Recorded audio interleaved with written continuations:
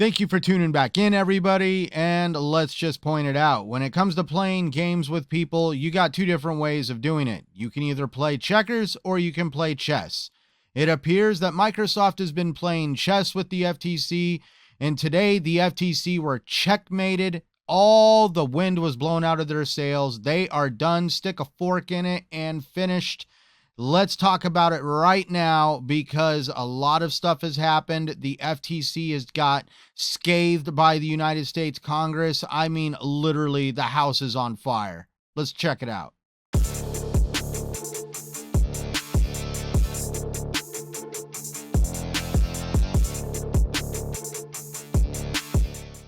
So since day one of the deal, this is January 2021, I have warned everybody that was just like, thought this deal was signed, sealed, and delivered on day one, that this was going to be a major battle. And the one person to watch out for, at least here in the United States, was Miss Lina Kahn, the chairman of the FTC. She does things her own way. She twists truths. She manipulates things. And she has a very serious personal agenda against big companies. I mean, she does not like big corporations. And she doesn't like big corporations just because they're big corporations. She doesn't need to have a valid reason. They could be doing nothing wrong, but she does not like them because they're a big corporation. Talk about totally being biased. Now, when it comes to the actual job of what the FTC should do, this is not to fit the personal agenda of Miss Lina Khan. The FTC actually does a very vital role here in the United States, and that is to hold corporations accountable when they actually do something that is very questionable. For starters, just a few weeks ago, I think a month ago or so, Microsoft was actually hit with a hefty fine from the FTC for collecting data on people under the age of 18. Microsoft actually claims this was a total accident. It was something that they didn't really know was happening behind the scenes. And yeah, they owned up to that mistake and they paid their fine and they moved on. The FTC also fined Epic Games for not making it harder for parents to have control over purchases for people underage on the Epic Game Store, especially in games in like Fortnite. And so when it comes to those actions of the FTC, that's where they really kind of fill a role in helping protect consumers. And it's in protecting consumers and protecting kids. The FTC tried to hide behind some kind of shield, acting like they are some white knight in regulatory and that they are actually protecting consumers by everything they do, including the outlandish things that they've done recently in the federal court in battling Microsoft with the whole Activision deal. But that is where it gets pretty sickening because the FTC teamed up with Common Sense Media, and Common Sense Media decided to help urge Congress to appropriate $590 million for the fiscal year that begins of October of 2023. This $590 million that they're asking for would be a 37% increase to address chronic underfunding and help level the playing field against tech companies' army of high-paid private sector attorneys and lobbyists. And this is where it gets really interesting with the Common Sense Media's statement. They stated, despite the FTC's key role in looking out for average Americans and their kids and demonstrated success it can have when given the opportunity, the Republican-controlled House Appropriations Committee only approved $376 million for the commission in its fiscal year of 2024 appropriations bill. This is a 13% cut from this year's $430 million budget. So the actions of the FTC have now caused the United States Congress to not give them a larger budget, but to actually cut their budget. And the FTC is now trying to manipulate the situation like we won't be able to protect kids and consumers because of it. And they're not willing to accept that because of the mistakes that have been made recently and over the past few months, this is punishment for them. And let's just talk about some of those mistakes real quick. Now, getting into this, I want everybody to know that I have linked down below in the description all the video that I am covering here. And I mean, grab yourself some popcorn. You'll love watching somebody get roasted by the United States Congress because Miss Lina Kahn got brought in and they had a lot of questions. So one congressman accused Khan of completely failing at her job because she has a seriously bad record of being successful. I mean, she's not successful in any way when it comes to stopping mergers. She is like I think they even said 0 for 9. So she has not won one case in trying to stop a merger. She has lost every single one. And this is the congressman's problem, because he pointed out that Khan has this personal agenda of just wanting to break up trillion-dollar companies because they are trillion-dollar companies. Like she has some personal vendetta for no damn reason at all. And he also brought up the fact that she is protecting Sony, a foreign competitor compared to the United States, because they are a Japanese-based company. And that is where they have a big issue, because this Sony, he even specifically said Sony PlayStation needs competition at this point, because they are actually a very big player in gaming, and Khan is essentially protecting the biggest player in gaming from having any source of competition. And that's where he also shamed Khan, because she blamed her staff for the outcome of the Activision deal and other things that have taken place during her tenure at the FTC. And it's funny that she brought up the tenure of her FTC, because the congressman actually accused Lina Khan that since she took over at the FTC, since she was appointed by Joe Biden, our president currently, the FTC has taken a major left turn. And because of Ms. Khan's actions, numerous Republican officials have left the agency, essentially ending all bipartisan cooperation between the two political powers that control the United States in having any kind of cooperation in regulatory law. And essentially, Khan has chased out anybody that does not fit her views and opinions. And obviously, the Republican-controlled part of our government has a serious issue with this, and they are essentially deeming Miss Lina Khan out of control. This is where another congressman decides to also hop in and decides to accuse Miss Khan of taking on cases that she believes she will lose due, again, to her track record. She tried to deny this. And this is where he is starting to go down the road of essentially telling Miss Khan that she is wasting taxpayer money, and that she also, to kind of get some kind of leverage over Microsoft in the federal trial for the preliminary injunction, she decided to lower the burden of proof that the FTC needed to provide for any theory of harm. And she is essentially accused of making up her own case law to craft some burden of proof that isn't there.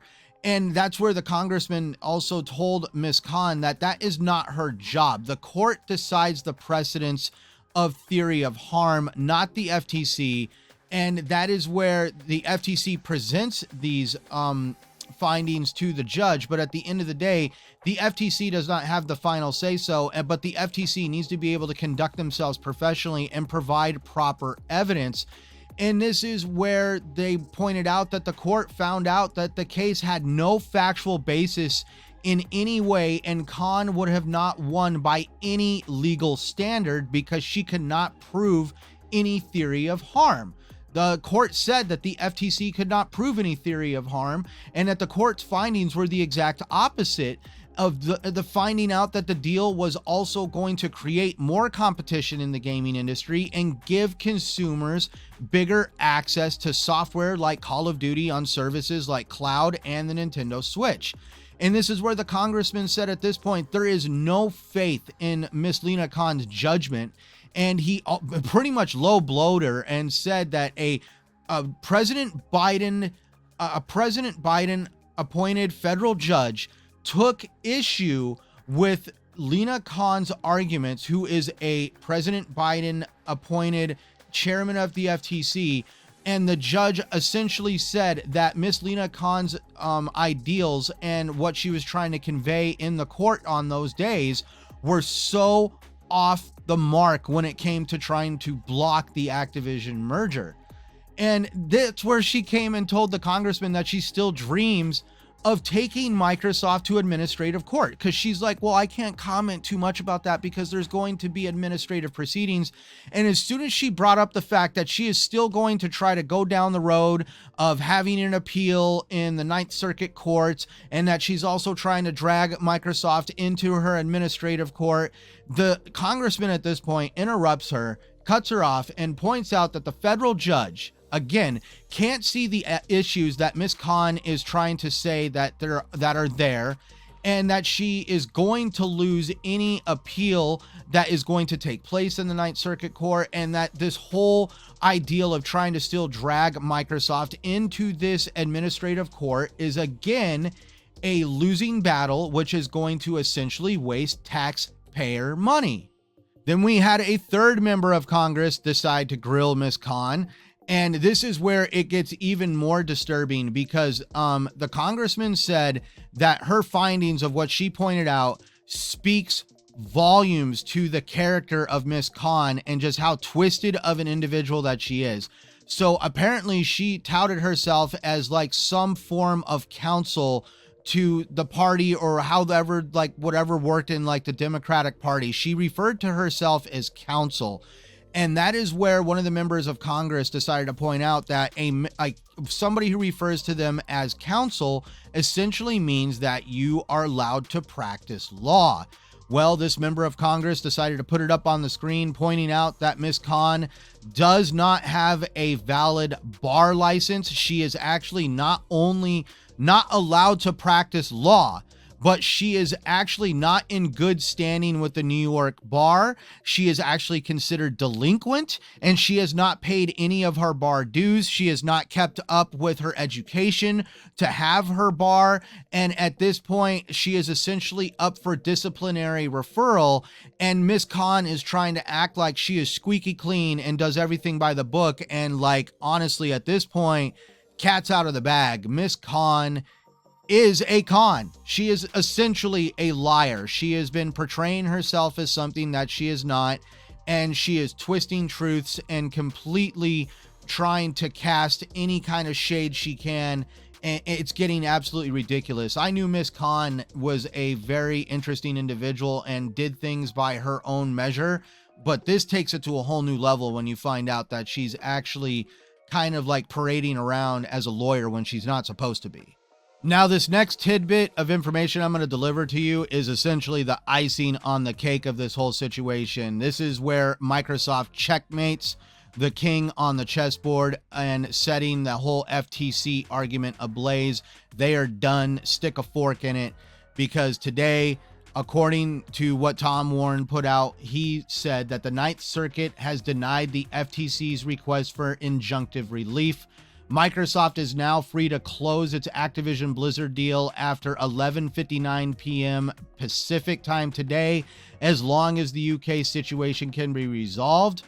And Miss Lulu Chang also decided to comment on that. In her statement, she says, the FTC's desperate attempt to block our merger with Microsoft has been denied again by now the Ninth Circuit. As the Judiciary Committee highlighted yesterday, Lena Khan has been 0-4 in merger cases. Despite the FTC's waste of taxpayer money on protecting the entrenched market leader, our deal will bring more games to more players and more platforms than ever before. So yes, Miss Khan, all the wind has been taken out of your sails. It has been all for naught. At this point, quit wasting taxpayer dollars and just accept the fact that maybe at this point you are not the qualified individual that the FTC needs to be leading them, and you have wasted a lot of money and a lot of people's time. And at this point, quit, just stop. It's gotten ridiculous at this point. This is why I referred to it as a circus, and the saga needs to end here. So real quick, I just want to thank and appreciate everybody that's always come here to tune in and check out my coverage of the ABK deal. It's been an absolute blast covering it for you. And as the little bit of tidbits of information that come out as the deal closes, I will deliver that to you here. But I also invite you to keep your eyes on this channel for other future content about the entire breadth of gaming, especially Xbox news, and what could be delivered to us as gaming enthusiasts, just connoisseurs of this hobby that we love called video games. There is going to be a lot of stuff to celebrate, especially when it comes to what Xbox is going to deliver to us on a first-party studio basis, and just how they have completely grown their brand over the years into essentially a powerhouse at this point. So if you enjoyed today's content and you're looking forward to that future content, please like, subscribe, comment down below, all that fun stuff that YouTube likes to see. I also invite you to check out my channel and check out my latest video at the end of this video on the end card. And I also have to tell you, don't fall into the dogma of what is considered the console war. Just play the games you love on the platform you prefer, no matter what anybody says. I am Centurion 1307, and thank you for watching.